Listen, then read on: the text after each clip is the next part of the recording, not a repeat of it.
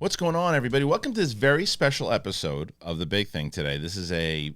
We don't normally do shows on Tuesdays, but today we are. And why? Because House of the Dragon, arguably one of the best, it's the best show on television at the moment this year for sure, but I think it's one of the best first seasons of any show. I've never been as invested in a show as I have been for the first season of anything, and I don't know if it's because of the investment I had in Game of Thrones beforehand or just the brilliant writing of the show, the great performances. We're going to dive into all of it. And there's so many names and there's so many things, and I make 1,000% a lot of mistakes every single time I bring up any single name. And I'm going to make sure that that's not going to happen today. Well, it will happen. I'm just going to have somebody who's going to correct me. And who better than the former Inner Geekdom movie trivia showdown champion of the world, Rachel Cushing-Levine, is here to join me. We're going to talk about so much of everything that went down. So it's very spoiler heavy. If you haven't watched this season, please do it. And if you haven't already, subscribe to this channel. Please do it. We're on the road to 70,000. We're almost there, everybody, but we need you guys to help. So please go ahead and do that. Please check us out. And same thing with Patreon. You're not joining the Patreon? Please do it. We'd love to have you on the Patreon. My full reaction to the finale is up there, the full one. I have the cut one here, but the full one's up there. And that's it, everyone. So let's get to it. It's me, and it's Rachel, and we're going to be talking about, you got it, Game of Thrones, House of the Dragon. Let's do it.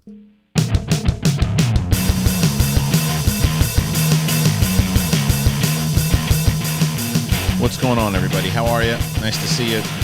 Thanks for joining us. And everybody wants to talk about this full season. You don't want me screwing up all the names. So how about Rachel?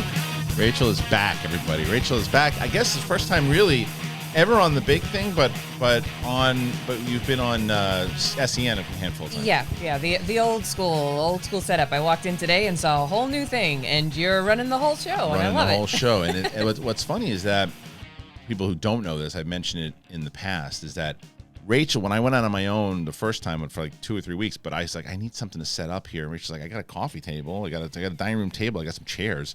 And for the longest time, it was great. It was a great table, it was great chairs, but uncomfortable to do 2-hour shows with, obviously. Very true.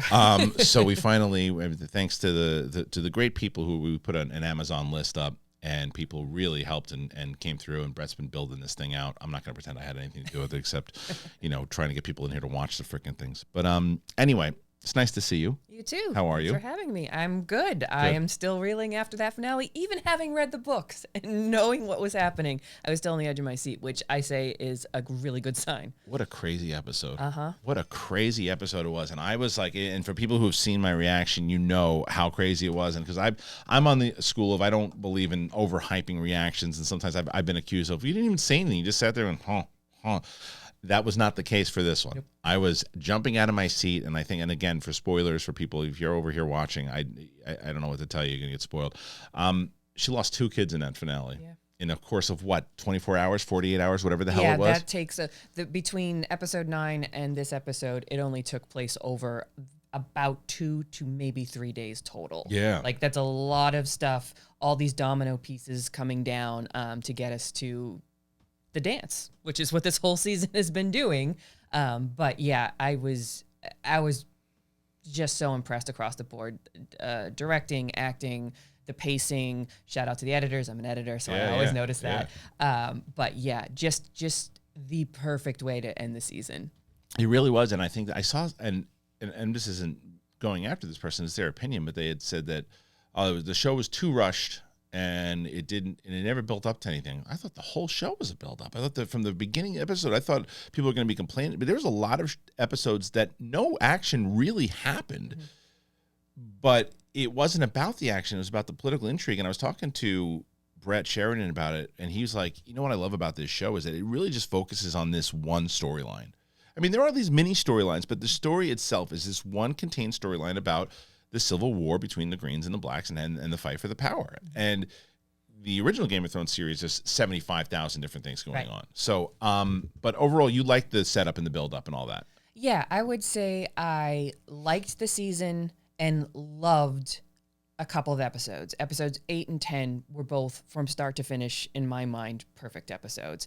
I did sort of miss that Game of Thrones aspect of seeing this world. It felt confined. And that was just something I wasn't used to. And so on rewatches of the episodes, I sort of got a little bit more on board with it. I think the time jumps were a little tough, and a few characters got short shrift because of that, like Lena Valarian, Harwin Strong, characters that, you know, I do love and are interested in based on the books, but the show had to make choices. And I'm always understanding of that. And generally speaking, I get why they did certain things. If a couple of specific nitpicks we could go into later if we want to.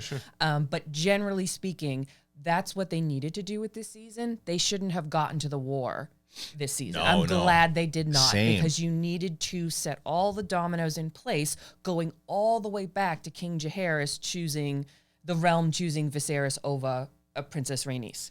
And that is the first domino, and then everything else had to fall in certain ways. And I'm glad they covered all of that within 10 episodes. Yeah, because that's why I love having you on here also, is because you read the book. So correct me if I'm wrong, but what they said was that portion of the king beforehand of Viserys, is that? Jaehaerys was his father, and then Viserys. Yeah. So Jaehaerys is they showed that whole prologue in the beginning. That was like a very snippet of the book, wasn't it?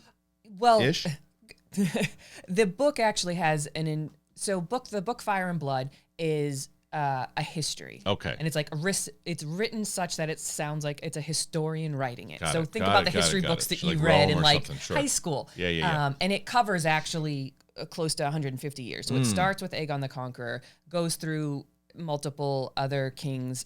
King Jaehaerys has a lot of chapters, but they are not important to the dance story. Right. The only thing that's important to the dance is that when he died after 60 years of reign and really built up the Targaryen name in that time, both his sons died. Mm-hmm. And that put the question of the succession up in the air. How did they die? He died of old age. But his sons. Two different tragic, one in a battle, and another one in a freak tourney type thing. I see. So it was, and then so his oldest son had a daughter, and the younger son had a son. Right. So who deserves the throne? That's why the Great Council and the majority of the lords, not all, like a slim majority of the lords, said, no, we're going with the guy. So Viserys, who had a lesser claim, if you consider in line, he got to be king. Right. And it's important to establish that, because here we go again. We basically face the same problem. Right. Who do you have? Viserys has an elder daughter, and then by a second wife, kind of down the road, has a son. What do you do in that? Right. You know, the realm made one decision years before, but Viserys made a different decision, and there we go. But that's what I loved about Viserys, because he got a lot of shit in the beginning about because was he the best king in the world? No. Did he want to be king? No. Not really.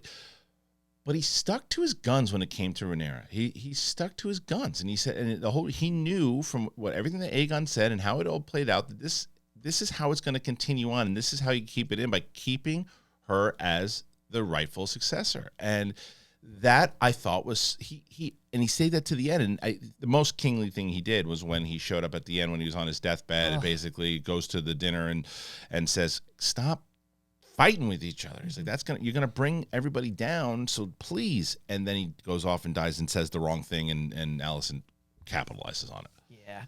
Not my favorite moment, but why? So too easy. Not the Viserys in the throne room. No, the part where he doesn't realize that was incredible.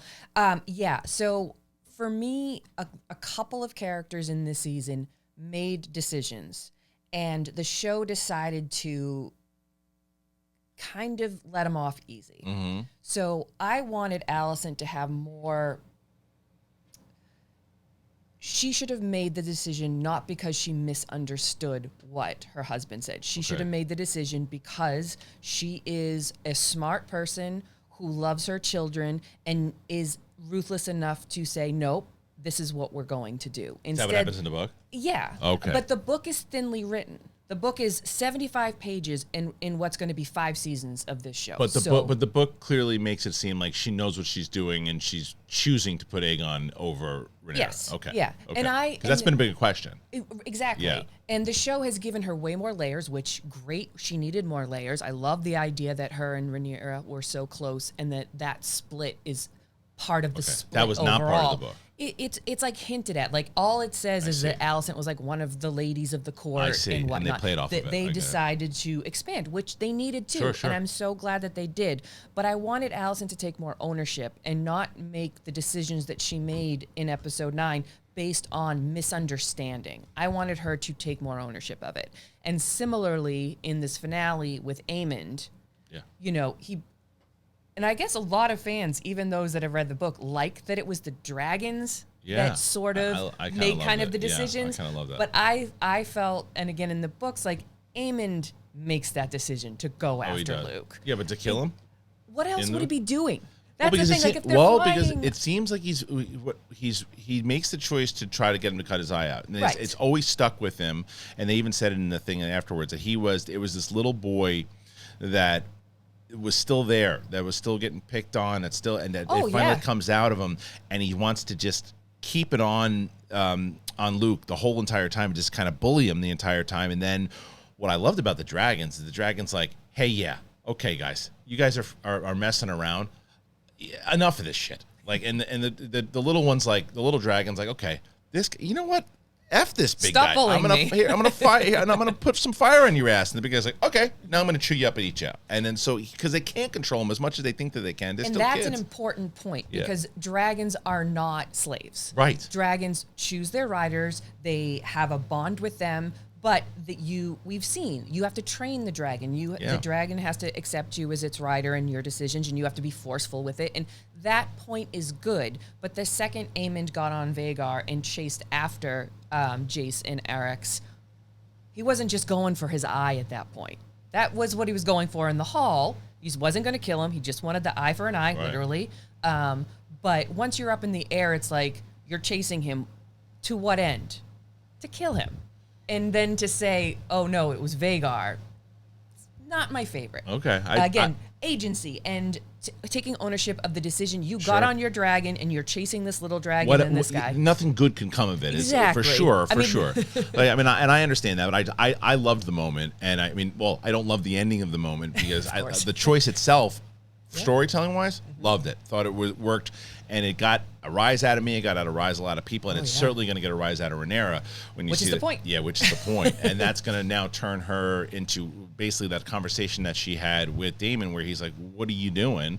Let's go to war." And she's like, "I'm going to hold it together." Now it's not about holding it together anymore. Now you killed you killed one of my kids, and you could even blame the unborn kid because of the stress that you put me up by just not giving me my throne. Absolutely. So the episode did a really good job of centering on the idea of nobody wants to make the first blow. Right. Because the people that are in charge, essentially Alicent and Rhaenyra, the show has gone to great lengths to differentiate how women would rule versus men. And there's been a lot of great stuff that it's not just like all the cliches of how a woman, like being super emotional or super forgiving or whatnot. That's not what they're doing.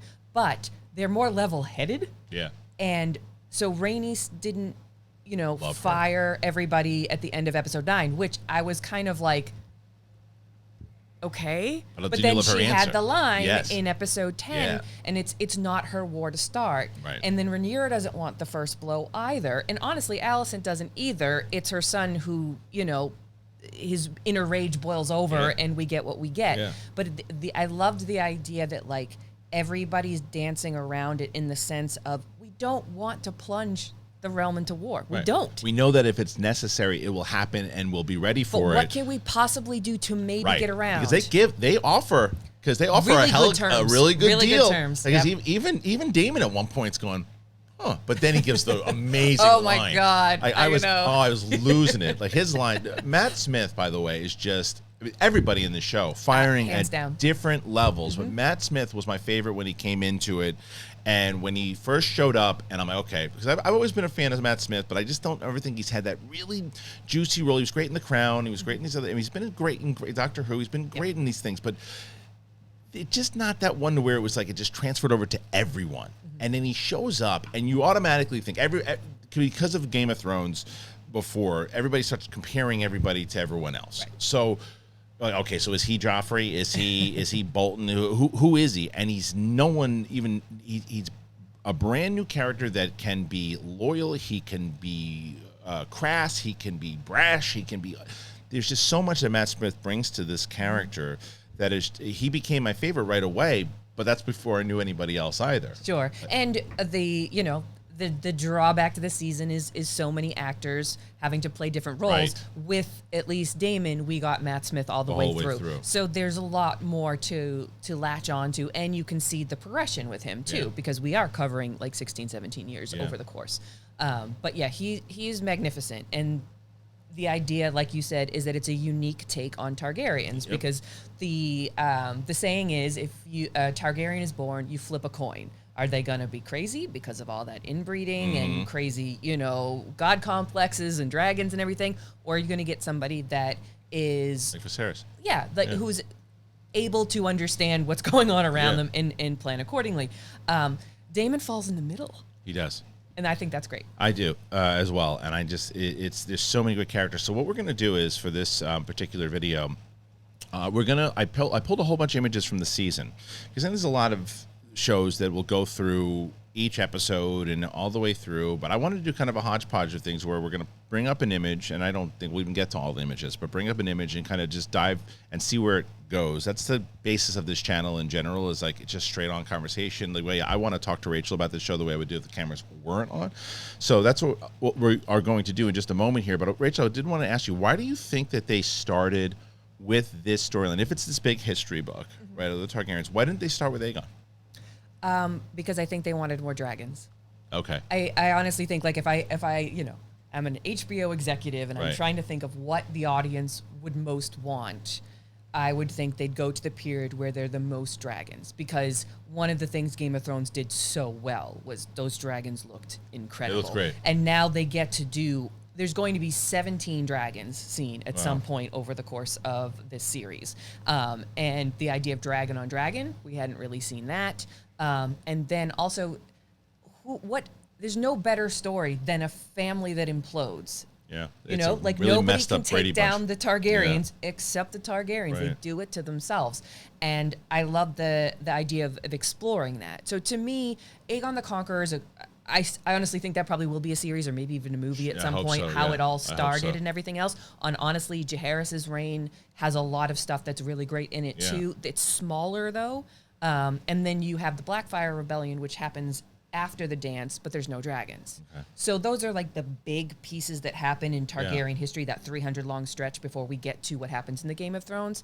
And I have to admit, it did not surprise me when they looked at that stretch and said, which is the contained story that we can tell that the audience would be most excited for. What was the Naomi Watts one going to be about? Do you remember? That was going to take place like 10,000 years prior to the events. There would be no dragons. It wouldn't be Targaryens. It would be all in the north. It would be all about the original Night King and how it came to be and all of those. It would have been this is the show about fire. That would have been the show about ice. Interesting. I think it was smart that they waited on that one, because I think this is what they did so far.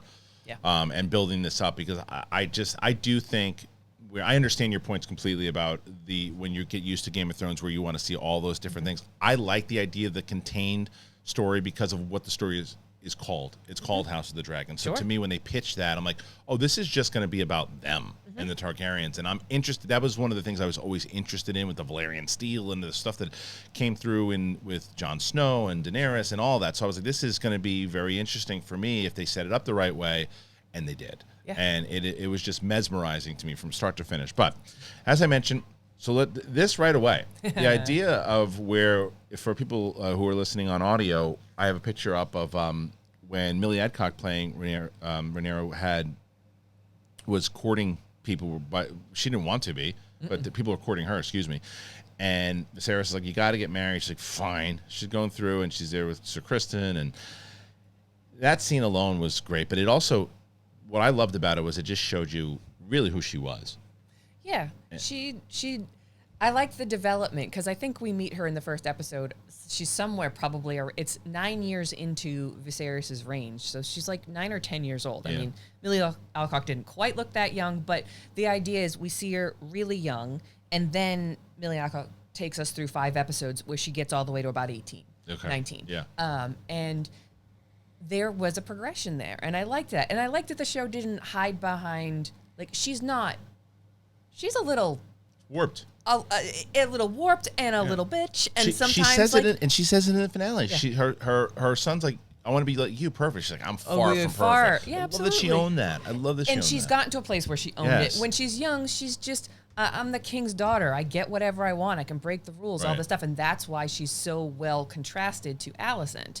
And so you see all of that, and I just liked the idea that by the time you get to her being courted by all these people, she's come to recognize that she has to do that. Right. Where she'd been kind of kicking and screaming for a while, but now she's learned about the Song of Ice and Fire. Yep. She's starting to understand the importance of that, and that she has to do her duty.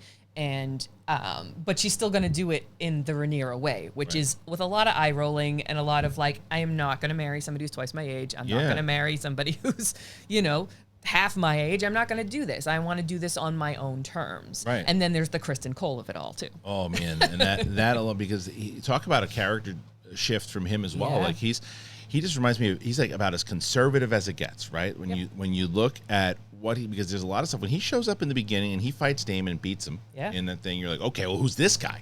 Is this the new Jon Snow? Who's this guy? Right? And you look at how tough he is, and then that's kind of the first thing that she does to show the kind of ability that she has, where she makes him the head of the King's was it the head of the King's Guard? Not head, but like, the commander, the Lord Commander, right? of the She means King's Lord Guard, Commander, and he's got no experience really. He's got experience in war, but he's not like a noble, and he comes from he's like a poor guy. Yeah, exactly. Yeah. His father was a steward to a noble house, Right? But you can raise people from humble origins to knighthood if in the fighting they do something great, and he did in the Dornish marches, and so that's why he was raised to a knight. But he still didn't have like the lordship aspect of it. And the actor's name is what? Fabian? What is it? Oh, or whatever. But he looks like a Fabian, by the way. This guy, and he's so good in the role. He really is. But he was the only one that I said, because they were, once they did the time jump, they recast everybody and they gave him like a few gray hairs. Yeah, I mean the time jumping was. Yeah, it was necessary, but it wasn't the show's finest hours. Risky. Like it's and again too with Damon. I mean, Matt Smith doesn't look any different. No, he doesn't look He has different various haircuts. Sort of. It really is. The only person they did it well with was Viserys. Like he actually ages and that's over because, the course and that's of, also because of his disease that he's got. But absolutely, and obviously the aging with the changing of the actresses in both Olivia Cooke and Emma Darcy, who I knew nothing about going into this, and Emma Darcy is a powerhouse. When Emma Darcy shows up, and I was like, okay, the way that they introduce Rhaenyra in that time jump, from having the birth, and then similar to what we have to then see in the finale, but this time just showing how powerful she is, Rhaenyra, and that is a way to be thrown into an audience, because the whole audience is going, well, why are you getting rid of Emilia Clarke? She's amazing. Yeah. And then Emma Darcy's like, hold my beer, because watch what I'm about to do. And wow, give Emma Darcy an Emmy, both Emma Darcy and Patty Considine tomorrow. Give them both Emmys. Yeah, I agree. They encompass all of the range that exists within Rhaenyra. Yep. She is such a fully fleshed out character. Yep. And Emma Darcy just encapsulates that. And you go from the first time we see her, having given birth to Joffrey, and then Alicent making her go to the Queen's chamber. It's like a crazy scene, all the way to the last shot of the finale, where they act from behind. Yeah. They're acting. Yeah. I was like, and then they turn, and Emma Darcy has the look on her face, the look that's it. Yeah. You struck the first blow. We're in. I'm going to war with you. Like it really is. It really is. And the same thing. I mean, because you looked at, there really has not been a performance in this show. Like sometimes I'll be like, I don't know, that wasn't the strongest performance by somebody in a very powerful show. I haven't seen a weak performance. Do you have anyone that you go, I don't know? No, everybody's so honestly, good. yeah. And what I will say is, and maybe you know better than I. Do you know the names of the two showrunners? It's Miguel. Miguel Sapochnik, Yeah. who was involved with Game of Thrones. He directed Right. most of the well-known episodes, Hard Home, Battle of the Okay. Bastards, all of that. Right. And then Ryan something? Ryan Condal. Okay. Thank you. Yes. So Miguel, it was pretty well documented, walked away. Yes, he's no longer, because he was more of an executive producer. So he was taking on like the David and Dan role from before with Ryan Condal. And then he also directed several episodes of this season. And I have to assume that that was just a lot. And he has other ideas and a deal with HBO and everything else. They need him back. I mean, well, I won't say that until I see what episode 2 or season 2 is. See, You want the guiding hand? every interview you hear from directors, and even in the last, something I picked up in the last thing of the finale, when they were like, well, Miguel wanted this, mentioned Miguel wanted this, Miguel wanted. It was a theme. Yeah. And I'm not taking anything away from Ryan, but it was interesting to me that they were never sitting together, ever. Right, that's true. And then there's rumors that didn't really get along with some of the people back there and had conflicting and walked away. Yeah. You got to get him back. If he wants to come back and you can get him to come back, you got to get him to come back. I feel that because I think a lot of times people don't pay attention to it and how much that helps. If he was as much of a creative guideline as I think he is, I think so, yeah. I think you need him back. I wonder if they could. I believe he will still be credited as an executive producer. Oh, sure. That's I probably part of the wonder contract. if maybe the deal could be he could executive produce, but in a hands-on creative way, but not direct anything. I hope so. All right, if we move on to some more of the stuff here, obviously, I'm gonna, like I said, hodgepodge. Click on a random one. I'm gonna click on a random one, and we get. This moment. relationship. What a moment this was, though. So for, again, people, audio listeners, right now we have Hightower talking to his daughter and making that move, saying, "Hey, listen, Viserys, he's a widow. Go in there and go talk to him, and see what happens." And I'll tell you, when you first have that moment, because you're so accustomed to Game of Thrones, you're thinking, "Oh, this creepy guy just wants his daughter to go bang the king."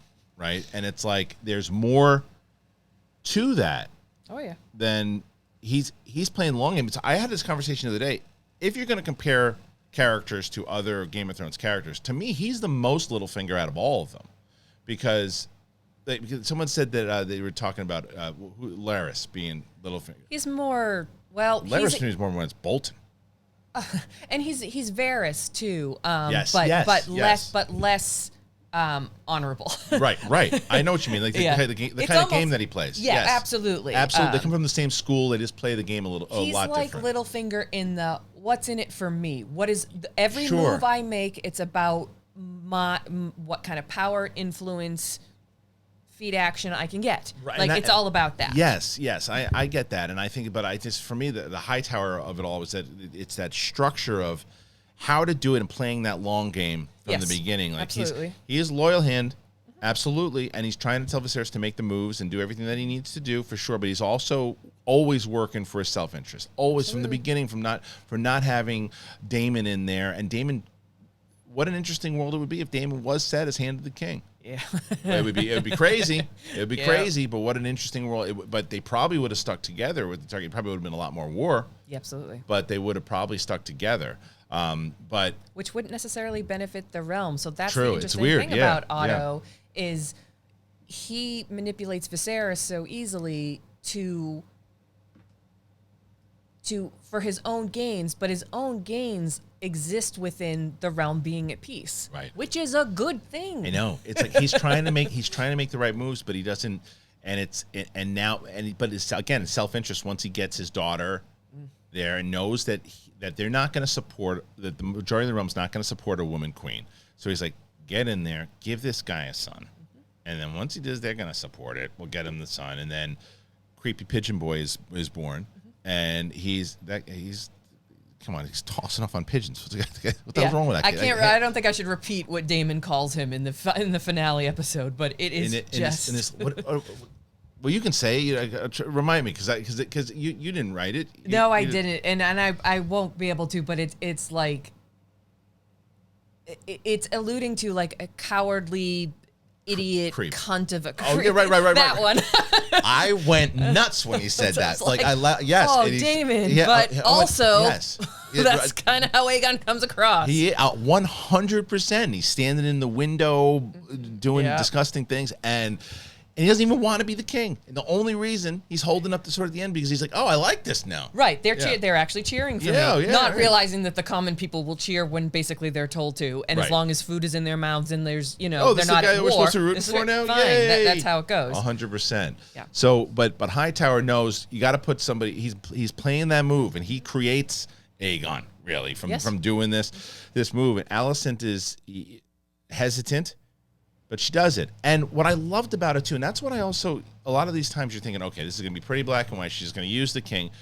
She's pretty honorable to the king. Yeah, she really is. I wouldn't call it love, but I would say that she understands him. She likes him. She recognizes in him that he should never have been king. He doesn't have the makeup of somebody who understands how to rule. He's going to equivocate. He wants to hide, make decisions, push off decisions, take the middle line. He doesn't like all of it. Like the very first line you hear from him, he's telling a joke in the small council in the first episode because he's just a guy and he just loves his histories and his model, and he's not equipped. Yeah, she says it as much to Rhaenys when she it's just her, but she says if it was up to he'd be living on a farm doing whatever he's doing. Like, he doesn't even want to be doing that's this. what he wanted. Yes. But it's not what fate had in store then, the realm. And so he's doing the best he can, and ultimately he's not doing a super terrible job because the realm is at peace. Right. Which is a good thing, again. Right. But it's very interesting to see his relationship with Alicent because she's the first person to treat him like a human and not as either a king or potentially a pawn in some way. Not afraid to tell him which things. She's not acting like she wants anything for him. She's actually just saying, I'm here to support you. Like she says to him, when my mother died, nobody told me that they were sorry. And so I just came here to tell you I'm sorry your wife died. That's empathetic. That's understanding a person on a human level. And Viserys just needed that. And I thought so that's a genuine thing, but it's also tied up in Alicent's upbringing, which is the contrast to Rhaenyra. Alicent has been brought up the way women are supposed to be, noble women in Westeros, which is obedient. You learn all the important things, the proper, the needlework, the singing, all of that, like the stuff that really they don't care if you're super smart or you can rule or anything like that. Your role is going to be married off for an alliance somewhere down the line. And she's accepted that and she's internalized that. And that's why she's like the one who's so shocked at sleeping with somebody before marriage and, all of the things that Rhaenyra breaking the rules, Alicent is upset by and angered by because I was never allowed to break the rules. Why are you getting get away with it? Exactly. And even then with that whole thing, and they probably brought it back in the finale with the book, the page, and how that, and where you go back to the finale where Hightower offers her that page again, and it's such like a conniving thing, but yet it's genuine at the same time. Right. Yeah, so absolutely. it's like, he knows that, he's like, yeah, this is a good move, and it's legit coming from Alicent, like, please just offer this to her. Like, I don't, like, because she wants her son there. Whether or not, in the series, it seems you can interpret it what she heard from Viserys two different ways, right? She's smart enough to realize that this guy's on his deathbed and is talking gibberish at this point, that maybe he's not talking to me, but I'm going to pretend that he is. And I'm just going to say because you want to believe something well enough, you'll believe it. That's when it happened, that's what I thought was happening, and that's what I was okay with. But in episode 9, the Green Council, the way she, says it to her father, and he like turns and looks, and she's like, no, really. And the way she tells her son about that in the carriage, the way she reacts badly in the council meeting when everybody else is like, okay, good, let's put in motion all of our plans. And she's like, plans? You were planning this even without me, without this okay given to me by Viserys. Her reactions in episode 9 made me think it was less I'm going to believe this because I want to believe this and because it actually helps me get to the goal, which is I want my son on the throne. But I think you could probably make an argument for both, too, because even if she was like, okay, why are you making these plans without me? Because I'm the one that had, whether or not she needed that okay from Viserys, whether it's not enough. But I don't care if this was the plan. You don't make these plans without me. You don't do that without me. That's kind of how I read it, in where she said, now that it's coming to fruition, now that I've gotten the okay, because that's what I'm telling myself anyway. Sure. Then let's put it into play, because my husband realized that his daughter shouldn't be doing it, but I still love her. We can't, like, and because and that's when she splits with Otto, and Right. that's what the whole episode 9 is about. Yes. Is them going about it different ways. Otto is like, no, you kill your rivals, you kill anybody who Right. could contest your decision, and Aegon becoming And in king. Game of Thrones politics, he's not wrong. No, he's absolutely not wrong. We're about to get a whole freaking war, Right. and if they had done that, we wouldn't have a show. And much Right. like Right. if Rhaenys, Princess Rhaenys, Rhaenys had roasted them, we wouldn't have a show. So Right. that's fine. But I like it because Alicent, I want her to be a little more ruthless, but all the hints of ruthlessness are there It's through the there. whole season. Yeah. And even stuff like, she's kind of hypocritical the way that Totally. like she's like so about the faith at a certain point, but she's doing all these things that aren't at Yeah. all, you No. know, religious or faithful. And so I want to believe that. And maybe on some rewatches, like I'll get more hints of that in episode 9. She can be a real asshole, though. Oh, absolutely. And she Yeah. should be. And that's what I wanted. I do not want these, because they said at the beginning of the series they wanted this show to be much more from a female perspective than It Game was. of Thrones, Yeah. which is fantastic. I was here for it. Yeah. And they did a great job of making them both fully fleshed out characters with faults, with, you know, good aspects, who struggle, who make wrong decisions, who make right decisions. You know, I loved all of that. But we were talking before we started. The Walter White of it all, the Tony Soprano of it all. Let a character be ruthless. Let a character be complicated and calculating and whatnot. And I kind of wanted Alicent to be more of that. Like, let the female character be that. Well, if I can go to your point a little bit too, Tony Soprano and Walter White had to fall into that, and they weren't like that right away. Tony was. Walter wasn't. I don't know about. Tony, they show it from when you look at from Many Saints. Oh, Many that's Saints. true. I mean, Okay. he wanted to start off in a place where he didn't want to go down that path, but it was hanging Inevitable. out with Maltasante and going down that path of what he did, because he could have been a college. The big joke is he could have been he could have played varsity, and Junior goes, "Hey, he could have played too small to play varsity." Ripper says to him, but it's that build up into it, because that's the whole. I think with Tony is that there's always. He's so far down into the evil that maybe we get that with an Alicent down the line in season 1. Yeah, and having read the book, I won't say much more.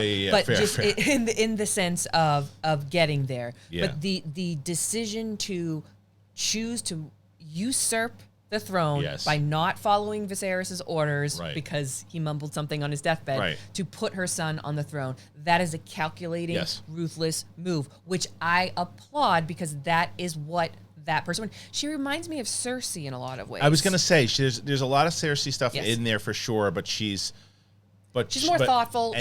And there is good in her. Yes, there's no good in Cersei. Cersei is about not anymore. No, if there ever was. If there ever was, we never saw it. Yeah. She's about as evil as it gets. She was a good. I don't want to say she was a good mom, but she the was redeeming she was a loving mom. Is I do everything I do for my Cersei children. was a loving mom for sure. But to me, Alicent has good in her. She decides. She said, Cersei ain't saying to anybody, "Oh, you know what? Don't kill him." She's going, kill them all. Right. But I do see there's a lot of that ambition, all that, and Rhaenys even says to her, "Did you picture yourself on the throne?" Right. And she's like, "Oh, hey, maybe." I don't know. I mean, she's kind of that's what she's kind of doing by putting him there. And it's a coming into her own moment, because she's basically telling Rhaenys in that conversation, like, you know, I get all of this. Like, this whole thing is set up and the men do all of this. But what we do is we subtly manipulate the men. We do it from the background. That's what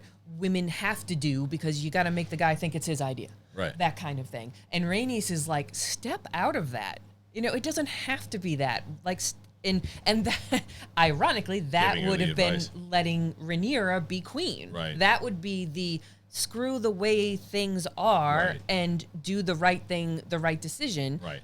But I think it goes back to your point before, and that is Rhaenyra has just done too much outside of the line for Alicent's taste, especially with the stuff with Strong and the idea like she's calling her out every 5 minutes with it. She doesn't give a shit. She's telling everybody, come on, it looks anything like her husband. What are we talking about here?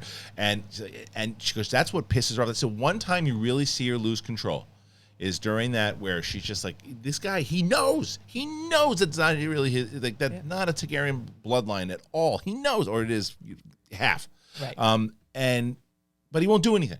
So that's when she snaps, and that's why I love that conversation with her in Hightower, where she's like, I know what you're gonna say. I messed up. I did this, I did that, and he goes, yeah, you did, but good for you. Right. It shows that you're in this, that you're willing to play the game of Thrones. Right. And that's when I think that's when she really won him over, even more so in this kind of warped bond that they have. Yeah.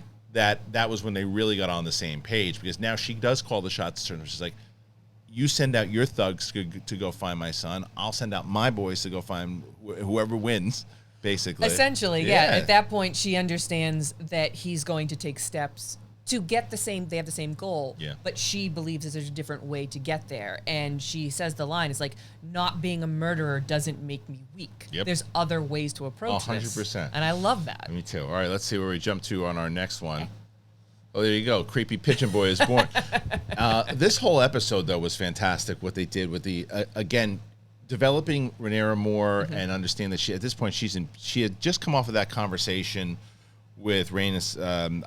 I guess the previous episode where she thinks, I am going to be queen. I am going to take over. She's like, they're not going to let that happen. You know that, right? They'd rather put the realm to the torch than let a woman be a queen. Right. And she's like, no, not with me. And then Aegon's born, and then she's a lot of attention's getting thrown. And that whole scene with the stag or whatever it is in that particular, that was a great. I loved that episode again, talking about the contained episode where we don't really go anywhere except that place, the festival, and we meet the Lannisters at that point, and he looks like Dave Portnoy from Barstool, and it's like that whole thing that's going on there, and Lannister going and trying to court. Yeah, this is when we start to realize that she's like 16, 17 at this point, and is in want of a husband, or at least according to the rules needs a husband, and she is pushing back against that because she's already feeling like she's been pushed aside, and so that is all sort of like boiling underneath for her. And then I just love that the episode leans into the symbolism with the stag, with the boar, and then the relationship with Kristian. She thinks he's somebody who would understand because he comes from a different background and has to work to get what he wants, and he's been able to do that in terms of becoming a Kingsguard knight, and she's trying to figure out, like, am I even still the heir? And is a lot of doubt. Or am I just being married off because I'm a pawn, I'm being used in this way? Because she's been so unable to have real conversations with her father. Like that's a lot of what episode 2 is about. Conversations, they were so good. And that's why good. When they do, they have that great one after she flies Syrax to get the egg back from Damon. It was the first or second episode, right? Yep. And she comes back, and at first Viserys is really mad that she didn't, and she's like, "It wouldn't have worked out if I hadn't." Right, because Hightower went on his own. And there would have been bloodshed, and it would have been bad. So they have a real heart-to-heart, and that's when she says she understands that he has to get remarried, and you think they're in such a good place. And then Viserys goes and announces who he's going to marry, and it's Alicent. And all that ground gained is just ripped right out from under them. And now going back in hindsight, when you look at it, at first you go, she's just mad because their dad's is now sleeping with her best friend. And all that. So I understand, I get it, but when you look at it, what really happened there, Viserys got not tricked.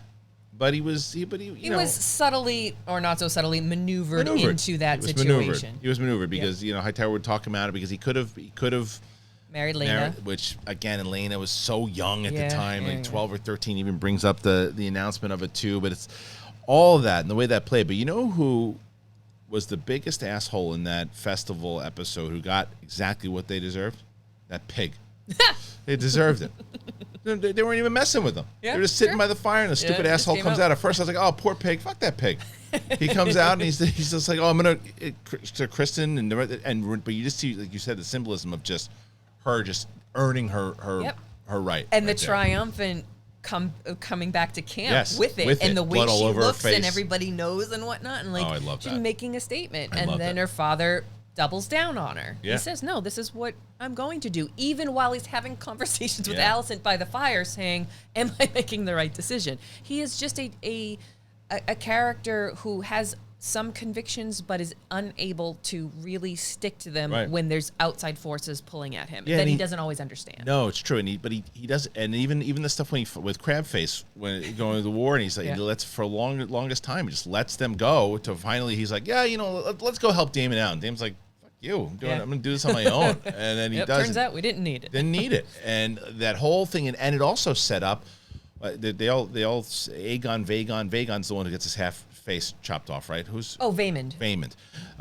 So that is such a great moment also because Vaemond and Corlys are having this conversation, and Vaemond's like, screw this guy, he's a lunatic, he sucks, and Corlys like, hey, cut it, watch your mouth, dude. Yeah. He's like, this is gonna get you in trouble. He got you in trouble, and then some. It's a great foreshadow. Yeah, absolutely. Just the idea of so many people in this show and in Game of Thrones too, in this world, feel like they're owed. Yeah. Feel like, and some of them are doing it out of a place of like A lot of Valyrian privilege. Yeah, and but also I've done everything right. Yeah. Like we are from Valyria too. Right. I have, done everything I'm supposed to all the way up to this point, and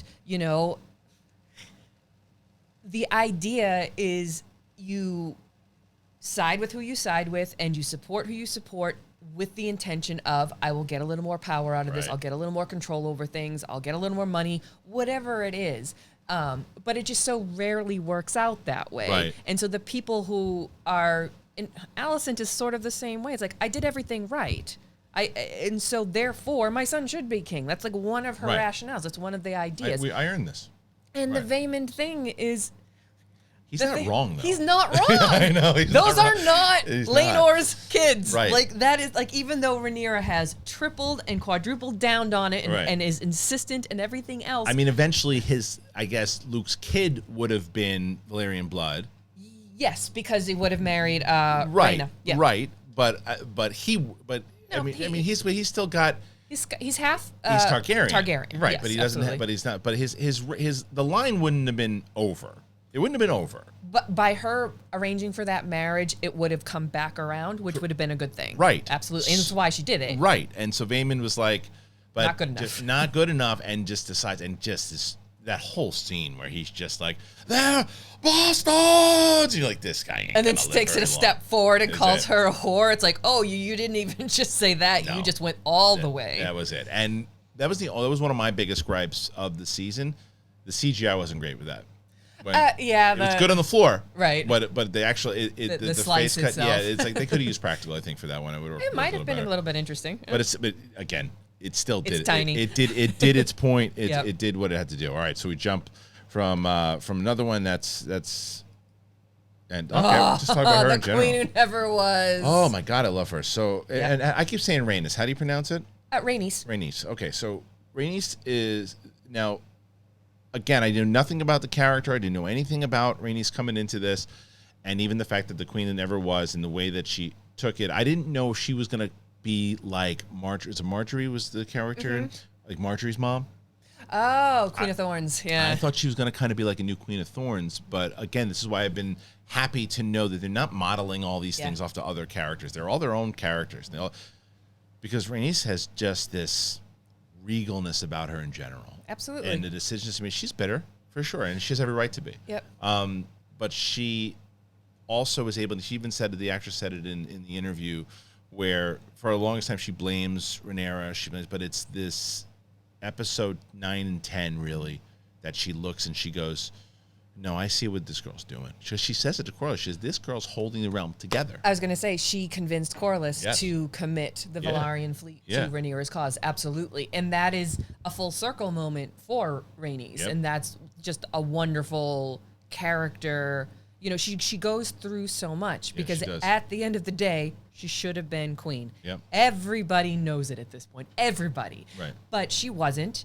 And she probably would have been able to let it go sooner if Corlys hadn't been as power hungry as he's been Right. the whole time. Right. I love how he owned that too. Yeah, and and he has the arc that he owns it at the end. So like it's so well done in that respect. But I liked Rhaenys' relationship to both Alicent and Rhaenyra, not having great opinions about either of them, but then having conversations or seeing getting moments respect for both to of them, understand that, like, you know, because at first you're like, when she says to Millie Alcock in episode 2 that like the men would rather see the realm burn, like, you're not going to be queen. I remember being like, no, be an ally, like women support women. Like that was my gut reaction to it. But then you see the layers, you understand where that's coming from. And then she has to contemplate Rhaenyra's retort, which is, no, they didn't not choose a woman. They didn't choose you. And so that is another layer. And so she's just dealing with all of this. She doesn't kneel in that episode 10. And I was like, and I remember going, why are you kneeling? And then when you see why, it's because she needed to convince her husband first, and then they come back over, and she's like, not only am I going to support you, I'm going to fight with you. She needed to see Rhaenyra not be crowned a queen. She needed to see Rhaenyra act like a queen. And so when Rhaenyra was shouting down all of her vassals who were insisting that, you know, she attack and use the dragons and all this stuff, and she's the level-headed one, that's why Rhaenys kind of like smiles at her when Damon starts going off. And I wasn't sure at first who she was smiling at. I'm like, who's she smiling at? What's she smiling?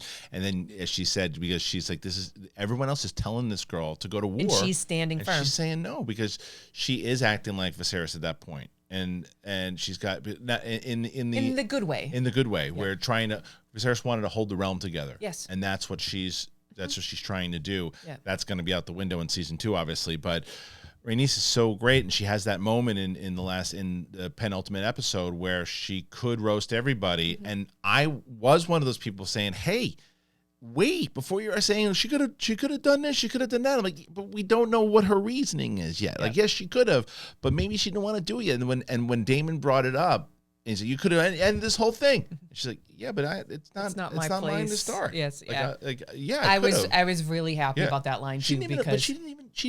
There was no allegiance to anybody yet. She just didn't want to be captive. Well, she get the just fuck out of here. It's not her place.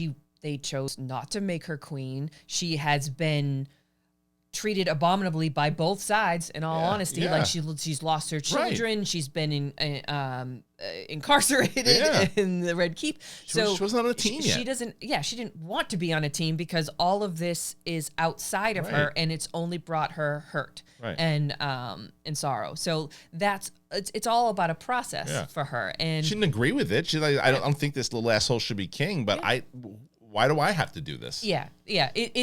But I watched that too, and I was like, because you could stop a civil war from happening. You've already killed a bunch of people just by bursting through with the dragon and everything else. I was like, you've got blood on your hands, screw lady. the peasants. As always. I didn't think about that. It's so true. She does burst through the thing, just kill a whole bunch of people. And I'm just going to get milk. Right. So at first I was like, oh, this is just one of those annoying TV things where they're giving her a moment, and Meleys, we finally see her dragon, and Meleys, the Red Queen, is one of my favorite dragons, and I was so glad to see her in all her glory. And so the writers wrote themselves into that moment, and then almost everybody watching would go, roast him. That will prevent everything. They're in the wrong. They're usurpers. Do it. And then we don't have a show. So they can't do it. They can't do it. So I was like, oh, this is just like a plot, she won't do it because they can't have her do it.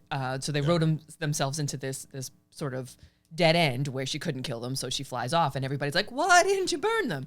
But again, if you go back over the series and you see all the things from her point of view, and the conversation she has with Alicent in episode 9, and then the conversation she has with Corlys and her observing Rhaenyra, it all makes more sense to me now. I totally agree. And she's great. So I love good. Eve Best. Unreal. She is the best person for this role. She's so good. Introduced to a lot of these new actors and actresses that I had never really known before. I'm so glad that I did, because they're just incredible. She's awesome. All right, so let's see. We did Creepy Pigeon Boy, right? Same thing is another moment when Bela. Yeah. Okay. See, I'm going to get to another one here in a second. I promise everybody. Oh, this is the start. Should we talk about Paddy Considine? in the first episode? Well, in any In of general, them, sure. in general, I mean, Paddy Considine to me was someone that I was familiar with his face. yeah, I'd seen him in things, and I'm sure if you brought up a couple of things that he was in, I'm like, oh yeah, but nothing. Again, he was never a leading man. no, and per never, se, and never a big standout. Yeah. Like, I mean, because Matt Smith different. Matt Yes. Smith has had leading roles. Matt Smith has been in stuff where like, oh, that's Matt Smith. Mm-hmm. Paddy Considine was pretty much like a character actor that would pop up in things, and you'd be like, oh, I know that guy's face. You cannot forget Paddy Considine now. Not now. No. Paddy Considine, this was the career role for him, and he took it and ran with it and owned it and went from taking everything from seeing Viserys in that first episode and saying, well, what kind of king is this guy? He let his wife die when he tried to... he made the choice to kill his wife. He made the choice. Made a lot of us real angry after the first episode. Oh, I know, but I it's saw supposed it. to. It's supposed to. Right. And that was what... And so that was my... Because Roxy and I talked about this at depth, right? And my point was I thought that scene was very necessary. And I thought that scene was something that, especially now, when you've seen Viserys, that is a choice that he would make and did make. And did he love his wife? Of course he loved his wife. Did he think that he was supposed to have an heir and he needed that boy and he went through all costs to get it and it was the wrong decision? Yes, on all of that. Because he was sitting there and he was like, okay, if you can save the kid and do this, and she's like, I don't want to go. I don't want to, and doesn't really even talk to her. It's not her choice at this point. From and that was what pissed everybody off, and that was the idea of it, and that was exactly the point of it, to show that she just didn't, and she didn't even want to be going through this time. Right. Yeah. She has that really heartbreaking conversation with him about how many miscarriages that she already she's had. like, I don't know, man. And then so you get into that whole thing with, how is this all going to play out? So you automatically have this thought of Viserys. And you don't necessarily, no matter if you thought it was a hard decision you had to make or a ruthless decision, I thought it was a harder decision than anything else. Wrong decision, but a hard decision. But you start to question this guy and go, well, what kind of king is this guy going to be? And then you start to see that he's trying to do the right thing. He loves his daughter. He's trying to do all these things, but he's just, as you said before, he just doesn't want to be in that seat. Yeah, and he doesn't have the mindset. He doesn't have the personality. Right. He doesn't have the temperament, the confidence in himself. Right. Like all of the qualities, not everybody makes a good ruler. Not everybody makes a good leader. And he just doesn't exhibit any of the qualities that at this particular time in Westeros that they needed. And so he's easily manipulable, and that's what's happening with Otto and everybody else. And he's just staying on the compromise, whatever. I don't have to actually make a decision, put it off. Like, he's just going to stay on that road because he doesn't know how to go off of it. Right. And that's just it. That's just who he is. It is, and he finally does become a king in that last episode, right before he dies, and he makes these moves, and when he shows up in the room, so good. And what I love too, and I mentioned this in my review, one of my favorite moments, and again, it's because as you know, I lost my brother not too long ago, and that moment where he's walking up and all the problems that he and Damon have had, and he's telling everybody, I got it. And then he goes, I told you I got it, but he sees this Damon, and Damon helps him, and he doesn't say a word. He just helps him up, and he's just like, that's when he lets him do it, because he loves Damon. He's always loved Damon. Oh, absolutely. Yeah. Damon has made it very hard for him, and he's done some pretty despicable things in which Viserys had to act and banish him and whatnot. Did you read that in that moment, improv, the drop the crown, the drop right? the crown was yeah. not, I love that. I truly love that. So for people didn't know, I'm sorry. So, so there was the moment where Viserys' crown drops on the floor. It legit fell off his head.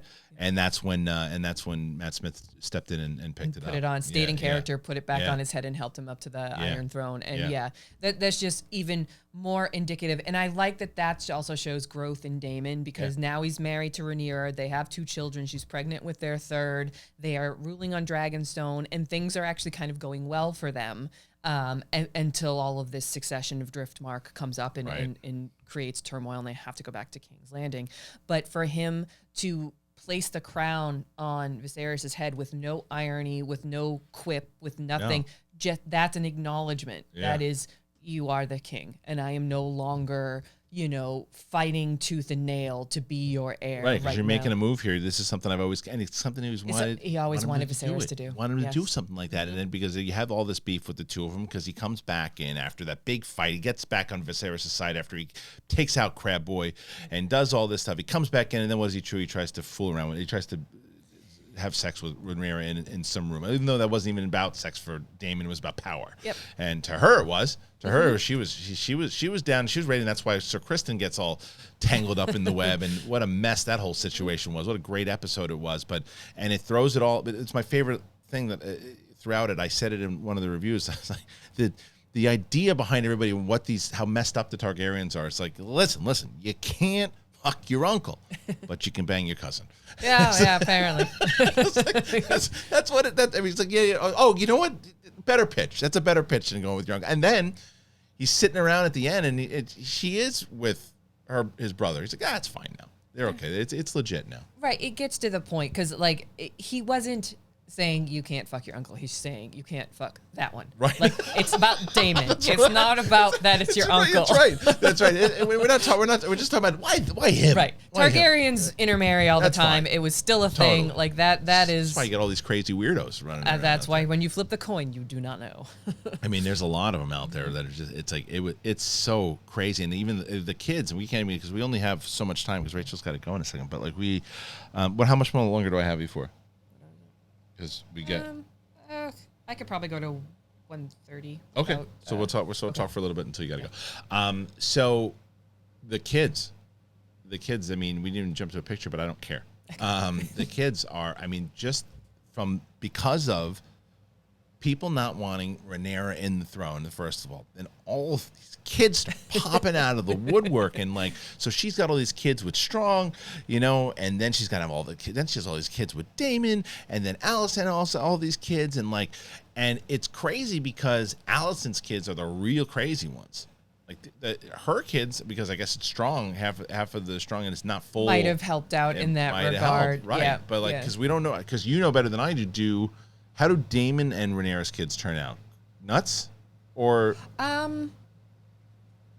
without spoiling, I guess. Not. I will say not in the super crazy category. Not the way that Aemond and yeah, right. I don't think so. Right, because those are Aemond is Viserys and Alicent's. Right, that's what I mean. Yeah, but Aegon marries his sister Helena, the one who's always talking in riddles. Oh, really? That's his sister. And they get married. And they get married, and they have twins. Oh my god. So they're in a couple of scenes. They're just there just to show that they. So there's. Oh, so they are in this already. So this is already happened in the show. Okay, Mm-hmm. wow. So they didn't make a big storyline out of that. And they have it, and actually, there's another brother that they didn't bring in at all, who was going to be brought in. The creators, because a lot of fans were like, "Where's Daron? Where's Daron?" Yeah. That's Alicent's and Viserys's third son. Okay. And the creators were like, "We decided not to include him this season. He's off in Old Town." But he exists. But he exists. Okay. He has to exist. He's going to be doing some stuff in the next couple of seasons. But yeah, I think they realized there's a lot of kids, and that they couldn't really. Yeah, you can't and then you were changing actors by the week with them. Yeah. And that makes it hard to understand who is who and to connect with them. Yeah, so it's true. when they finally got to this group, we had I think 3 episodes with this group, and that's when you really are more clear about who is who and the temperaments of them and the crazy. Well, the setup of it. Well, because they set you up really quick. As I mentioned, joke about Aegon is on the windowsill masturbating onto pigeons when Aegon is the one who really wants to be. He's bullied as a kid. He really wants to prove himself. He doesn't have a dragon. He can't find it. Aemond, yes. Aemond. I keep saying what I say. Whatever I say. That's why you're here. But Aemond is wants the dragon for so long, and I'm torn. I mean, I can't stand him now because of what he did, but the actor's fantastic, and the character's fantastic. Because even though it was a slimy move to get that dragon when he did at the funeral, you get him when you get him. He made his move. Vhagar accepted him. Vhagar accepted him. He took the shot. Vhagar could have eaten him. Yeah. And he took the shot, and he did it, and I love that moment. And that was such a again, the writing on the show is just so incredible because he goes up there and I'm like, yeah, go kid. Yay, he did it. He finally, okay, good for him. He comes back and he's just an asshole. Yep. He's just a pure asshole now. And he comes back and he's hitting people with rocks and he's whatever he's doing and he loses an eye. And I thought he was going to be like screaming, like Joffrey and all whiny. Right. And he's just like, I got a dragon eye, but I'm cool. Yeah. And you're like, whoa. Right. That told you who that kid's going to be. Yep, absolutely. Oh, I loved it. All right, let's see. We'll move on to another picture here. But yeah, I mean, the relationship between Hightower and Viserys, by the way, and how he gets ousted as the Hand of the King, and then how his new hand. I love that new hand. What was? Strong. I love Strong, and then Strong freaking gets killed by his Viserys. son. Yep. Bastard! What a scumbag. Oh God, he's creepy. He's so creepy. Him and his feet footish, but he's so good in the role. He's really good in the role. All right, let's see. Let's get another one here. Yeah, here he is. There he is. Yep. Perfect. I loved him. I loved him because I thought that when you first see him and the advice. I remember Viserys is all drunk and people are giving him advice and all this stuff too. And he's like, "Look, if I can give you some advice, my lord." And he's like, "What are you gonna say? I should do this. I should do that. Should she marry your son? Because that's what every lord is coming up to me saying." Which is hilarious considering it's Harwin. What happened. But he's like, no, I wasn't gonna suggest that. Let me suggest this. And he's like, I like you. Right? He's actually a loyal hand in that he has the realm in mind. It's not Otto who has himself first and foremost and his house first and foremost in mind. Strong is much more interested in doing his job for the right reasons. Yeah, and it just happened. His son gets into this relationship which is hilarious. Now you think had he actually married them off, it would have been a different story. Absolutely, been a very different story. But the political move of Rhaenyra marrying Rhaenys had to happen because of Viserys' earlier choice not to marry Lena. Right. Like the he set himself on that path by doing. You can't diss basically, and they're the richest house. Right. Not the Lannisters yet. The Lannisters will end up eventually being the richest house, but because they didn't give a lot of background on Corlys Velaryon, they're actually considering doing a show about his voyages. His like he tells Damon in episode 2, I built Driftmark. I built High Tide. I did this with my own back. That's because he built his own ship and he sailed to all the ports around the world, including the really, really far away ones, came back with riches and gold and jewels and stories, and he became this like swashbuckling. Well, how about how he nonchalant goes? Like, by the way, we own that. We control that now. Because even though I almost got killed, I won. Yeah. I got everything done. Because he's the sea snake. Right. Yes, absolutely. And he's great. Yeah, I love him. He's always, and on the page, he was one of my absolute favorite characters. Okay, see again, not familiar with it enough, right? So then that's what I loved about it. And I think you said it before we started filming, is that they used so many different, they used great actors that were in stuff but not superstars. Right. Rhys Ifans, I think, is the most well-known. Right. Maybe Graham McTavish to some people. Yeah, but that's still, I think that's within our circle. Yeah. But like casual fans don't know. Don't know Graham. And he didn't even do that much this season. No, he really hasn't. I'm assuming he does a lot more. I'm curious. They're taking a few liberties with him so far. Nothing major, but enough to make me go, well, they cast Graham McTavish, so I feel like they're leading to something. I hate that we have to wait 2 years for this thing to come back. Okay, so this whole thing and the way that ultimately goes down with Strong, and I love what they did do with Strong, and even we can actually go into a little bit more with Strong in a second. We did the Lannister stuff already. Oh, those Lannisters, they never really change. No, they really don't. And the relationship that, there's that moment, obviously, from the finale that he says, Corlys says, listen. We pledge to you. That's it. And that's huge for her, 100%. I love this. God, I love this moment. King Damon, of the Stepstones. When he shows back up after this big war, I mean, again, Matt Smith, and this is... Again, I feel like this scene happened in the show like 3 different times, but it all worked. Yeah, they loved it. They loved that little walkway. It's like such a confined space where nobody can actually run away. So what's going to happen? Did you know that was the volume? The volume? Yeah. So the volume is what they use on The Mandalorian. Oh. So that space, the volume space where like that. I didn't know that scene in episode 1 that was all the volume. Oh wow. Yeah, I didn't know that either. I didn't know. See, Nice. look, I taught Rich Cushing something. I win. That's it. If I got anything in there, that's that. And look, it turns out I'm wrong. No, I actually, someone had told me that, and I was shocked. I read a whole article on it, but it was great the way that they played all of that out. Yeah. All right, let's see if there's anything else that we can jump to that we haven't really covered. Again, the young actresses who played. They really set the stage, but then both Emma Darcy and Olivia took the baton and ran with it. These two. Go ahead. So I will say that the time jumps were necessary, and that was fine, but Laena Velaryon and Harwin Strong were the two characters that I think kind of got the short shrift because of those time jumps. She was so good when she was in it, She though. was great, and she's such a great character on the page too, because she's a dragon rider first. Yeah. She loves, and then she rides Vhagar. We never actually get to see her ride Vhagar because they wanted the Vhagar reveal to be more about Aemond. Yeah. And I get it, I do, but like, she's a fantastic character, and Harwin Strong is the only man Rhaenyra loved. He's a good dude. And he was a good guy, and he was a good father. But we only basically saw them together in one episode because he dies at the end with his father, thanks to Laris. So I was a little bummed about that because both those characters are very rich and could have really added to it. Like, I would have liked to see a little more of Damon and Laena, because they did have an interesting relationship. And actually, Laena and in the book, Rhaenyra have a very good relationship. So like, there were things that ultimately they needed to get people older because they had to get the kids. The kids had to start showing up because they are major players in the dance. So let me ask you a question then, because as we wrap this thing up here, so as we get through all this, the setup because of all the kids and the things that they had to lose.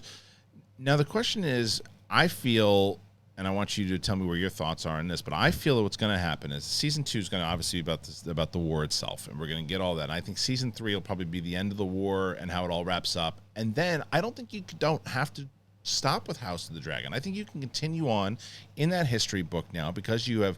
I want to see how the last dragon goes out. I want to see how this lead up. I want to see all the way up until like the Mad King. It's like, to me, I was just thinking that I always at least try one time throw everything into Star Wars.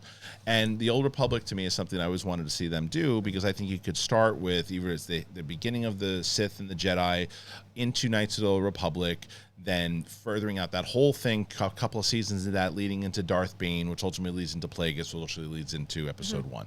And the same way they were going to do with Rome. Remember when Rome came out? But because Rome was so ahead of its time. Yeah, it was the most expensive show ever made at the time. It was a $100 million budget, which is now like what they do all the time. Right. But it was ahead of its time. There was no streaming. It was HBO taking a shot. And they're like, not enough people are watching this. Or so talking let's put about it. everything that happened in Rome's history into season 2. And you're like, whoa. Like, it just blended in. So where do you think House of the Dragon will go? Will it be a 2-3 seasons and then we're done with this storyline, or will it continue on and they're going to stretch it out like a Hobbit type thing? I believe I read, and I could be wrong, that they were aiming for 5 seasons with these characters. With these characters. So logistically, Fire and Blood, the book, the history book that this is all based on, ends not soon. Like just a little bit after the end of the Dance of Dragons. There's going to be a volume 2 that covers the rest of the history. So we don't have that yet for them to potentially keep going. We know the bones of it, and there's short stories he's written, and he's the Dunk and Egg novels and everything else. So that we know like what happens afterwards. But they haven't written that history book yet.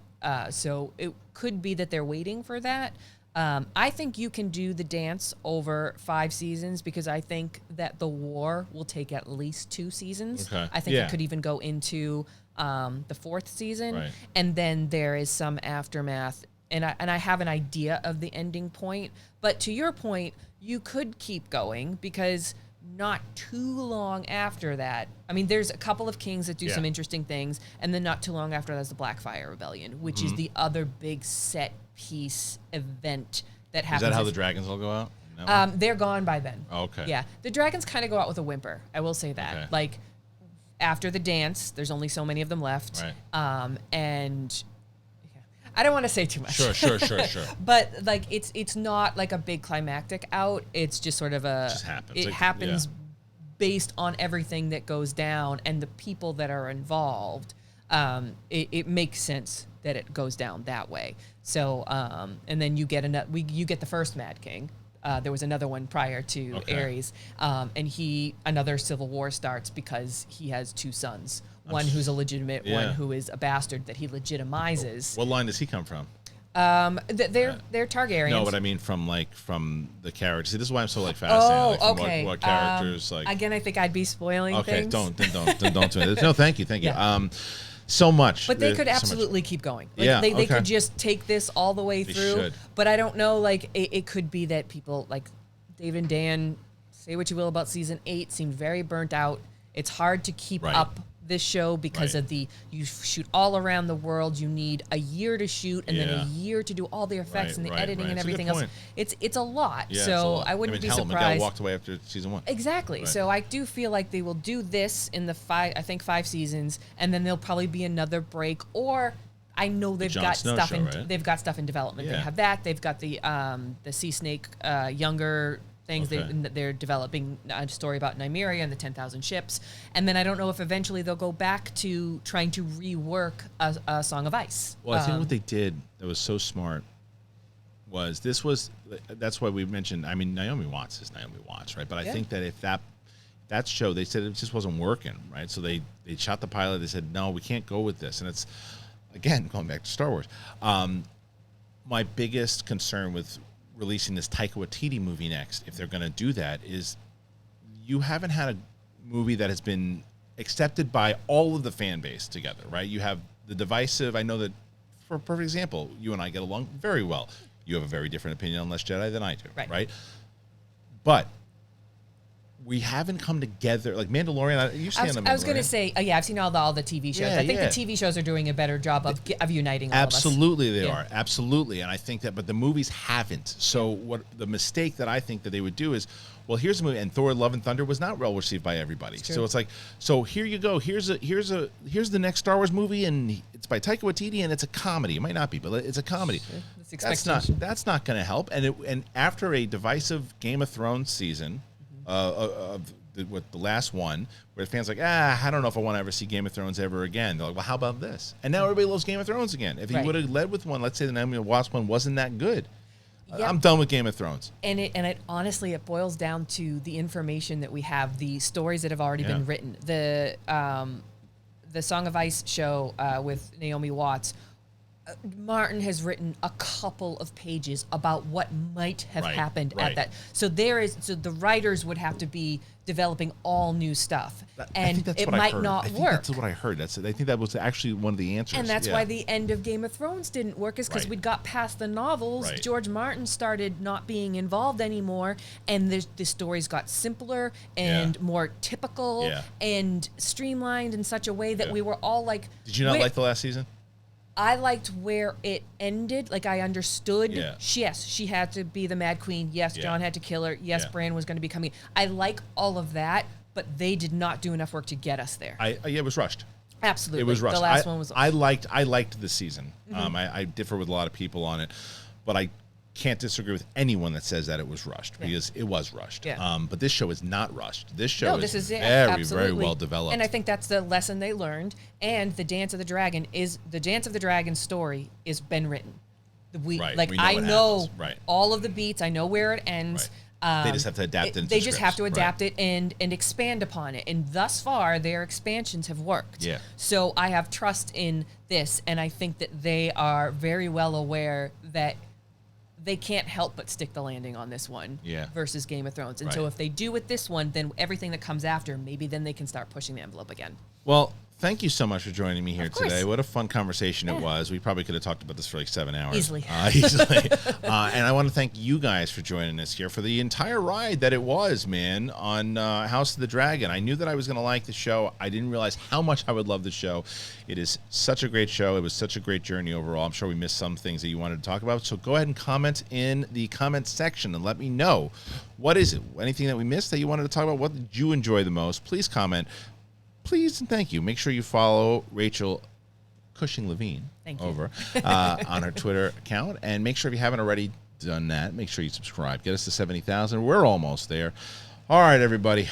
Thank you for joining us in this very special episode of The Big Thing with Rachel and me. We'll see you next time. Peace.